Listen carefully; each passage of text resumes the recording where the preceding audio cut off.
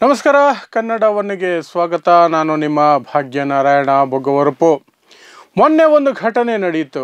ದೆಹಲಿಯ high court judge ಒಬ್ಬರ ಮನೆಗೆ ಬೆಂಕಿ ಬೀಳುತ್ತೆ. ಆ ಸಂದರ್ಭದಲ್ಲಿ ಅಗ್ನಿಶಾಮಕ ದಳದವರನ್ನು ಆ ಮನೆಯ ಸಿಬ್ಬಂದಿ ಕರೆಸ್ತಾರೆ. ಯಾಕಂದರೆ ಆ ಜಡ್ಜು ಇಡೀ ಕುಟುಂಬ ಸಮೇತವಾಗಿ ಪ್ರವಾಸಕ್ಕೆ ಹೋಗಿರ್ತಾರೆ.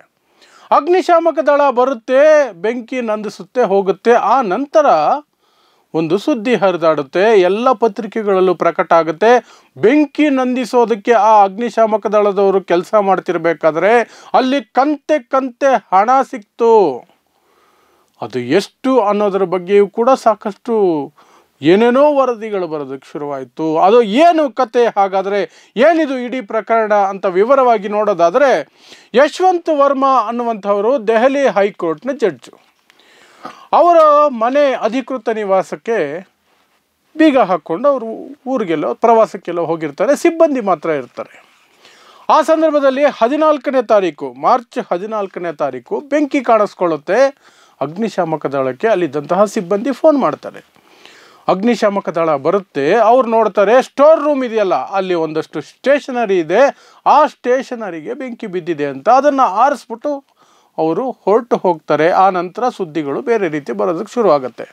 ಮೊದಲಿಗೆ ಬರಬೇಕಾದಂತಹ ಸುದ್ದಿ ಏನಾಗಿತ್ತಂದರೆ, ಆ ಬೆಂಕಿ ಯಾವ ಪ್ರಮಾಣದ್ದು ಅದರ ಬಗ್ಗೆ ಇಲ್ಲಿಯವರೆಗೆ ಯಾವುದೇ ಕ್ಲಾರಿಫಿಕೇಷನ್ ಇಲ್ಲ. ಅದು ಸಣ್ಣ ಮಟ್ಟದ ಬೆಂಕಿ ಆಗಿತ್ತಾ, ದೊಡ್ಡ ಮಟ್ಟದ ಬೆಂಕಿ ಆಗಿತ್ತಾ, ಎಷ್ಟು ಹೊತ್ತು ತಗೊಂಡ್ರು ಅವರು ಬೆಂಕಿಯನ್ನು ನಂದಿಸೋದಕ್ಕೆ, ಯಾವ ವಿವರಗಳನ್ನು ಸಹ ಅಗ್ನಿಶಾಮಕ ದಳದವರು ಕೊಡ್ತಾ ಇಲ್ಲ, ಅಲ್ಲಿನ ಸಿಬ್ಬಂದಿಯು ಕೊಡ್ತಾ ಇಲ್ಲ. ಅದು ಮೊದಲನೇ ಅನುಮಾನಕ್ಕೆ ದಾರಿ ಮಾಡಿಕೊಡೋದು. ಆ ನಂತರ ಪತ್ರಿಕೆಗಳಲ್ಲಿ ಒಂದಷ್ಟು ಸುದ್ದಿ ಪ್ರಕಟ ಆಗುತ್ತೆ. ಅದನ್ನು ದೃಶ್ಯ ಮಾಧ್ಯಮಗಳು ಸಹ ಕ್ಯಾರಿ ಮಾಡ್ಕೊಳ್ತಾರೆ. ಅದೇನು ಅಂದರೆ, ಅಗ್ನಿಶಾಮಕ ದಳದವರು ಬೆಂಕಿಯನ್ನು ನಂದಿಸಬೇಕಾದರೆ ಆ ಮನೆಯಲ್ಲಿ ಕಂತೆ ಹಣ ಸಿಕ್ತು ಅಂತ. ಎಷ್ಟು ಅನ್ನೋದ್ರ ಬಗ್ಗೆ ಅಲ್ಲಿ ಸುದ್ದಿ ಬರೋದಿಲ್ಲ, ಆದರೆ ಕಂತೆ ಹಣ ಸಿಕ್ತು ಅನ್ನುವಂತಹ ಸುದ್ದಿಗಳು ಬರೋಕ್ಕೆ ಶುರುವಾಗ್ತವೆ. ಆ ಸುದ್ದಿಗಳು ಬಂದ ತಕ್ಷಣವೇ ಹೈಕೋರ್ಟ್, ದೆಹಲಿ ಹೈಕೋರ್ಟ್ನಿಂದ ಅವರನ್ನು, ಪ್ರವಾಸದಲ್ಲಿ ಇರ್ತಾರೆ, ಅವರು ಇನ್ನೂ ವಾಪಸ್ ಬಂದಿಲ್ಲ, ರಜದ ಮೇಲೆ ಇದ್ದಾರೆ. ಆದರೆ ಅಲಹಾಬಾದ್ ಹೈಕೋರ್ಟ್, ಈ ಮೊದಲು ಅಲ್ಲಿಂದನೇ ಬಂದಿರ್ತಾರೆ ಅವರು ದೆಹಲಿ ಹೈಕೋರ್ಟ್ಗೆ, ಅಲ್ಲಿಗೆ ವರ್ಗಾವಣೆ ಮಾಡ್ತಾರೆ, ಟ್ರಾನ್ಸ್ಫರ್ ಮಾಡಿ ಸುಪ್ರೀಂ ಕೋರ್ಟ್ ಆದೇಶ ಹೊರಡಿಸುತ್ತೆ. ಸುಪ್ರೀಂ ಕೋರ್ಟ್ ಆದೇಶ ಹೊರಡಿಸುತ್ತೆ. ಆ ಆದೇಶದ ನಂತರ ಅಲಹಾಬಾದ್ ಹೈಕೋರ್ಟ್ನ ಬಾರ್ ಕೌನ್ಸಿಲ್ ಇದೆಯಲ್ಲ, ಲಾಯರ್ಸ್ ಅಸೋಸಿಯೇಷನ್, ಅವರ ಒಂದು ಪತ್ರವನ್ನು chief justice of India, supreme ಕೋರ್ಟ್ನ ಚೀಫ್ ಜಸ್ಟಿಸ್ಗೆ ಬರೀತಾರೆ. ಅಲಹಾಬಾದ್ ಹೈಕೋರ್ಟ್ ಡಸ್ಟ್ಬಿನ್ ಅಲ್ಲ, ಅವರನ್ನು, ಯಶವಂತ್ ವರ್ಮಾ ಅವರನ್ನು ಇಲ್ಲಿ ಯಾಕೆ ತಂದು ಹಾಕ್ತಿದ್ದೀರಿ? ಅವರ ಮನೆಗೆ ಬೆಂಕಿ ಬಿದ್ದಾಗ ಅಲ್ಲಿ ಕಂತೆ ಹಣ ಸಿಕ್ತು, 15 ಕೋಟಿ ರೂಪಾಯಿ ಹಣ ಇತ್ತು ನಗದು ರೂಪದಲ್ಲಿ ಅಂತ ಅವರು ಮೊದಲ ಬಾರಿಗೆ ಒಂದು ಫಿಗರನ್ನು ತರ್ತಾರೆ. ಆ ಲೆಟರ್ನಲ್ಲಿ ಆ ಫಿಗರ್ ಹೊರಗಡೆ ಬರುತ್ತೆ, 15 ಕೋಟಿ ಅಂತ. ಆ 15 ಕೋಟಿ ಕೆಲವು ಪತ್ರಿಕೆಗಳಲ್ಲಿ 20 ಕೋಟಿ ಅಂತಿದೆ, 30 ಕೋಟಿ ಅಂತಿದೆ. ಇನ್ನು ಸೋಷಿಯಲ್ ಮೀಡಿಯಾದಲ್ಲಿ ಅದು ಬರೋಬ್ಬರಿ 50 ಕೋಟಿ ರೂಪಾಯಿ ಹಣ ಅಲ್ಲಿತ್ತು ಅನ್ನುವಂತಹ ಸುದ್ದಿಗಳು ಹರಿದಾಡ್ತವೆ. ಆದರೆ ಕ್ಲಾರಿಫಿಕೇಶನ್ ಮಾತ್ರ ಎಲ್ಲಿಂದಲೂ ಬರೋದಿಲ್ಲ. ಮೊದಲಿಗೆ ಈ ಪತ್ರಿಕೆಗಳಿಗೆ ಅದನ್ನು ಕೊಟ್ಟವರು ಯಾರು, ಅಲ್ಲಿ ಹಣ ಸಿಕ್ತು ಅಂತ ಸುದ್ದಿ ಕೊಟ್ಟವರು ಯಾರು? ಇಬ್ಬರಲ್ಲೊಬ್ಬರು ಕೊಟ್ಟಿರಬೇಕು. ಒಂದು ಅಲ್ಲಿದ್ದ ಸಿಬ್ಬಂದಿ, ಇಲ್ಲ ಅಗ್ನಿಶಾಮಕ ದಳದವರು. ಪತ್ರಿಕೆಗಳ ಪ್ರಕಾರ ಅಗ್ನಿಶಾಮಕ ದಳದವರೇ ಅದನ್ನು ನೋಡಿದ್ದು, ಅವರಿಂದನೇ ನಮಗೆ ಸುದ್ದಿ ಬಂದಿತ್ತು ಅನ್ನೋದು. ಆದರೆ ಅಗ್ನಿಶಾಮಕ ದಳದ ಚೀಫ್ ಏನಿರ್ತಾರೆ, ಅವರು ಹೇಳ್ತಾರೆ, ನಾವು ಆ ರೀತಿ ಎಲ್ಲೂ ಹೇಳಲಿಲ್ಲ, ನಮಗೆ ಯಾವ ದುಡ್ಡು ಕಾಣಲಿಲ್ಲ ಅಂತಾರೆ. ಆ ನಂತರ ನಾವಂತಹ ಸುದ್ದಿಯನ್ನು ಕೊಡಲಿಲ್ಲ ಅಂತಾರೆ. ಆ ನಂತರ ಈಗ ಹೇಳ್ತಿದ್ದಾರೆ, ಹೌದು ಅಲ್ಲಿ ಹಣ ನಮಗೆ ಸಿಕ್ಕಿತ್ತು, ನಾವು ಅದನ್ನು ಬೇರೆ ಡಿಪಾರ್ಟ್ಮೆಂಟು, ಅದು ಯಾವುದು ಅಪ್ರೋಪ್ರಿಯೇಟ್ ಡಿಪಾರ್ಟ್ಮೆಂಟ್ ಇದೆ ಅವರಿಗೆ ವಿಚಾರವನ್ನು ತಿಳಿಸಿದ್ದೀವಿ, ಆ ದುಡ್ಡದು ಅವ್ರದ್ದು ಹ್ಯಾಂಡಲ್ ಮಾಡ್ಕೊಂಡಿರ್ತಾರೆ ಅನ್ನುವಂತಹ ಸುದ್ದಿಯನ್ನು ಈಗ ಫೈರ್ ಬ್ರಿಗೇಡ್ ಚೀಫ್ ಹೇಳ್ತಿದ್ದಾರೆ. ಮೊದಲಿಗೆ ಇಲ್ಲ ಅಂದರು, ನೋಡೇ ಇಲ್ಲ ಅಂದರು, ಹೇಳೇ ಇಲ್ಲ ಅಂದರು. ಆ ನಂತರ ಈಗ ಮತ್ತೆ ಹೇಳ್ತಿದ್ದಾರೆ. ಮತ್ತೆ ನಾಳೆ ಏನು ಹೇಳ್ತಾರೋ ಗೊತ್ತಿಲ್ಲ. ಅದು ಒಂದು ಕಡೆ. ಆದರೆ ಇನ್ನೊಂದು ಕಡೆ ಈ ಘಟನೆ ನಡೆದಿದ್ದು ಮಾರ್ಚ್ 14ನೇ ತಾರೀಕು, ಇವತ್ತು 22ನೇ ತಾರೀಕು, ಅಂದರೆ 7 ದಿನ ಕಳೆದು ಹೋಗಿದೆ. ಇಲ್ಲಿಯವರೆಗೆ ಆ ಪ್ರಕರಣದ ಮುಖ್ಯ ವ್ಯಕ್ತಿಯಾಗಿರುವಂತಹ ಜಸ್ಟಿಸ್ ಯಶವಂತ್ ವರ್ಮಾ ಅವರ ಕಡೆಯಿಂದ ಒಂದು ಹೇಳಿಕೆ ಬಂದಿಲ್ಲ. ಅವರು ವಾಪಸ್ ಬಂದಿದ್ದಾರಾ, ಎಲ್ಲಿ ಹೋಗಿದ್ದಾರೆ ಟೂರ್ಗೆ, ಅವರ ಹೇಳಿಕೆ ಏನು, ಇದರ ಬಗ್ಗೆ ಅವರ ಸಮಜಾಯಿಷಿ ಏನು, ಅದಂತೂ ಇಲ್ಲಿಯವರೆಗೂ ಬಂದಿಲ್ಲ. ಅದು ಒಂದಷ್ಟು ಅನುಮಾನಗಳಿಗೆ ಇದೆಲ್ಲವನ್ನು ಅವಕಾಶ ಮಾಡಿಕೊಡುತ್ತೆ.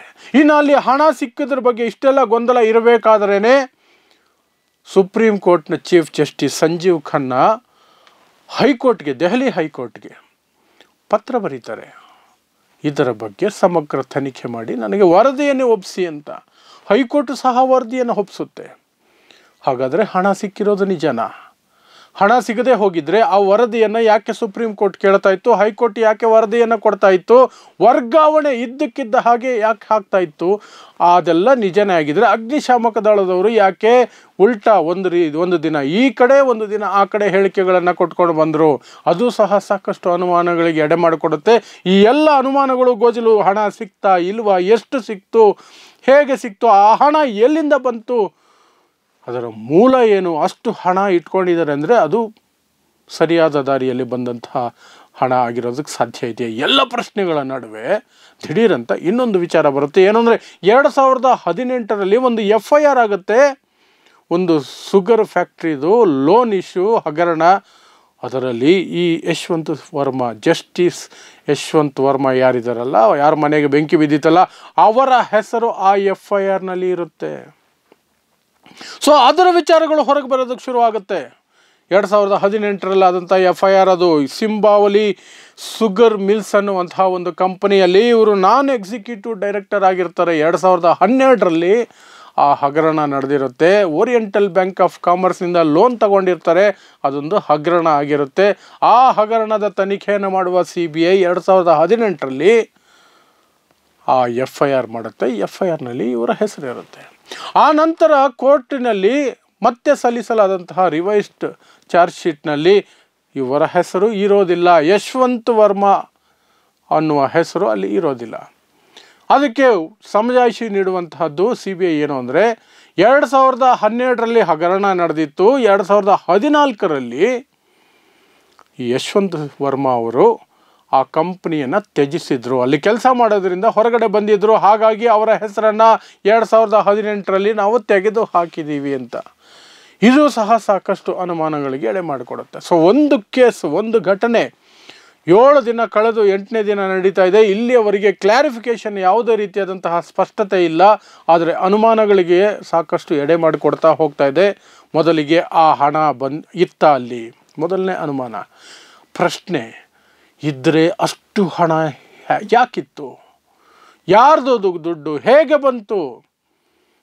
ಭ್ರಷ್ಟಾಚಾರನ, ಬ್ಲ್ಯಾಕ್ ಮನಿನ, ಏನದು? ಆ ಪ್ರಶ್ನೆಗಳಿಗೆ ಉತ್ತರ ಆಗಬೇಕು. ಆ ನಂತರ ಇಲ್ಲಿಯವರೆಗೆ ಯಶವಂತ್ ವರ್ಮಾ ಅವರು, ಜಸ್ಟಿಸ್ ಯಶವಂತ್ ವರ್ಮಾ ಅವರು ಯಾಕೆ ಇಲ್ಲಿಯವರೆಗೆ ಒಂದು ಸ್ಪಷ್ಟನೆಯನ್ನು ಕೊಟ್ಟಿಲ್ಲ? ಅವರು ಎಲ್ಲಿದ್ದಾರೆ? ಅದಕ್ಕೆ ಉತ್ತರಗಳಿಲ್ಲ. ಯಾವುದೇ ಫೈನಲೈಸ್ ಆಗದೇನೆ ಸುಪ್ರೀಂ ಕೋರ್ಟ್ ಯಾಕೆ ವರ್ಗಾವಣೆಯನ್ನು ಮಾಡ್ತು? ಅದಕ್ಕೆ ಉತ್ತರ ಇಲ್ಲ. ವರ್ಗಾವಣೆಯ ಜೊತೆಗೇನೆ ಇಲ್ಲಿಯವರೆಗೆ ಬಂದಿರುವಂತಹ ಯಾವ ಮಾಹಿತಿಯನ್ನು ಸಹ ಚೀಫ್ ಜಸ್ಟಿಸ್ ಆಫ್ ಇಂಡಿಯಾ ಆಗಲಿ, ಸುಪ್ರೀಂ ಕೋರ್ಟ್ ಆಗಲಿ, ದೆಹಲಿ ಹೈಕೋರ್ಟ್ ಆಗಲಿ ಯಾರು ಅದಕ್ಕೆ ಒಂದು ಕ್ಲಾರಿಫಿಕೇಷನ್ ಕೊಡುವ ಗೋಜಿಗೆ ಹೋಗ್ತಾ ಇಲ್ಲ. ಪ್ಲಸ್ ಅಗ್ನಿಶಾಮಕ ದಳದವರು ಯಾಕೆ ಒಂದೊಂದು ದಿನ ಒಂದೊಂದು ಹೇಳಿಕೆ ಕೊಡ್ತಿದ್ದಾರೆ? ಇಷ್ಟು ಪ್ರಶ್ನೆಗಳು ಈ ಪ್ರಕರಣದಿಂದ ಹೊರಗೆ ಬರ್ತಾ ಇದೆ. ಆದರೆ ಯಾವುದಕ್ಕೂ ಉತ್ತರ ಇಲ್ಲ. ಆದರೆ ನ್ಯಾಯಾಂಗ ವ್ಯವಸ್ಥೆ ಕಡೆ ಪ್ರಶ್ನೆ ಮಾಡೋದಕ್ಕೆ ಈ ದೇಶದ ಜನಗಳಿಗೆ ಒಂದು ಅವಕಾಶವನ್ನಂತೂ ದೊಡ್ಡ ಮಟ್ಟದಲ್ಲಿ ಮಾಡಿಕೊಟ್ಟಿದೆ. ಅಟ್ಲೀಸ್ಟ್ ಮುಂದಿನ ದಿನಗಳಲ್ಲಿ ಆದಷ್ಟು ಬೇಗ ಇದರ ಬಗ್ಗೆ ಕ್ಲಾರಿಟಿ ಕೊಡಬೇಕು. ಅವರೇನಾದರೂ ನಿಜವಾಗ್ಲೂ ತಪ್ಪು ಮಾಡಿದರೆ, ಆ ಹಣ ಅಲ್ಲಿ ನಿಜವಾಗ್ಲೂ ಇದ್ದಿದ್ದೆ ಆದರೆ ಅದರ ಬಗ್ಗೆ ಸಮಗ್ರ ತನಿಖೆ, ಶಿಕ್ಷೆ ಎಲ್ಲವೂ ಆಗಬೇಕು. ಅವರು ಜಡ್ಜ್ ಆಗಿದ್ದರೂ ಸರಿ, ಯಾರೇ ಆಗಿದ್ದರೂ ಸರಿ. ಆಗ ಮಾತ್ರ ಇಂತಹ ಪ್ರಕರಣಗಳಲ್ಲಿ ಪ್ರಶ್ನೆಗಳಿಗೆ ಉತ್ತರ ಸಿಗುತ್ತೆ. ಪ್ಲಸ್ ಜುಡಿಷಿಯಲ್ ಸಿಸ್ಟಮ್ ಮೇಲೆ ಆಲ್ರೆಡಿ ನಮ್ಮ ದೇಶದಲ್ಲಿ ಸಾಕಷ್ಟು ಅನುಮಾನಗಳು, ಪ್ರಶ್ನೆಗಳು ಎದ್ದಿರೋ ಸಂದರ್ಭದಲ್ಲಿ ಒಂದು ಕ್ಲಾರಿಟಿ ಇಲ್ಲದೆ ಹೋಗುತ್ತೆ. ಮತ್ತಷ್ಟು ಗೋಜಲುಗಳಿಗೆ ಅವಕಾಶ ಮಾಡಿಕೊಡೋದಕ್ಕೆ ಇದೊಂದು ಪ್ರಕರಣ ನಮಗೆ ಕೈಗೆ ಸಿಕ್ಕಂಗಾಗತ್ತೆ. ಸೊ ವಿ ಹೋಪ್ ಕಮ್ಮಿಂಗ್ ಡೇಸಲ್ಲಿ ಇದಕ್ಕೆ ಉತ್ತರಗಳು ಸಿಗ್ತವೆ, ಒಂದಷ್ಟು ಕ್ಲಾರಿಫಿಕೇಷನ್ ಸಿಗುತ್ತೆ ಅಂತ. ನೋಡ್ತಾ ಇರಿ ಸಮಾಜಕ್ಕಾಗಿ ಕನ್ನಡ 1 ನ್ಯೂಸ್. ನಮಸ್ಕಾರ.